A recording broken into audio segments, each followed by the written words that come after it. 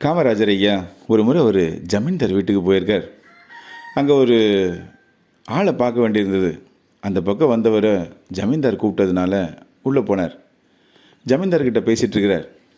அப்போது ஜமீன்தார் அங்கே உள்ள அந்த கிராமத்தை பற்றியும் அந்த கிராமத்து மக்களை பற்றியும் பேச காமராஜர் ஐயா ரொம்ப ஆர்வமாக கேட்டுட்ருக்கிறாங்க.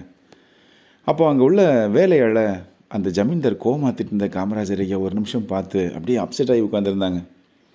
அந்த ஜமீன்தார்கிட்ட காமராஜர் ஐயா, இது என்ன பழக்கம்னே? நம்மக்கிட்ட வேலை பார்க்குற ஆட்களும் நம்மளில் ஒருத்தங்கண்ணே. இன்றைக்கி உங்ககிட்ட இருக்க பணம் நாளைக்கு அவங்ககிட்ட வரலாம்.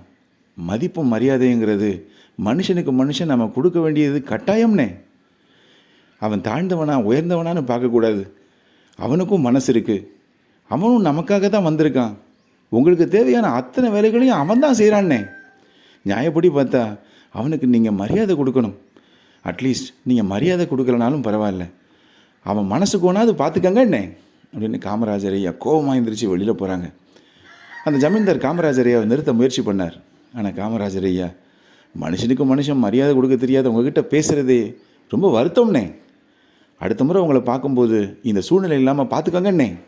அதுக்கப்புறமா உங்கள் வீட்டில் வந்து ஒரு வாய் தண்ணி குடிக்கிறேன்னே அப்படின்னு சொல்லிட்டு காமராஜர் ஐயா கிளம்பி வந்துட்டாங்க.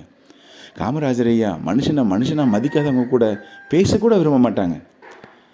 அவர் மனிதன் இல்லைங்க, தெய்வம் இல்லைங்க, அதுக்கும் மேலே. காமராஜர் ஐயா என்றுமே மக்கள் மனதில்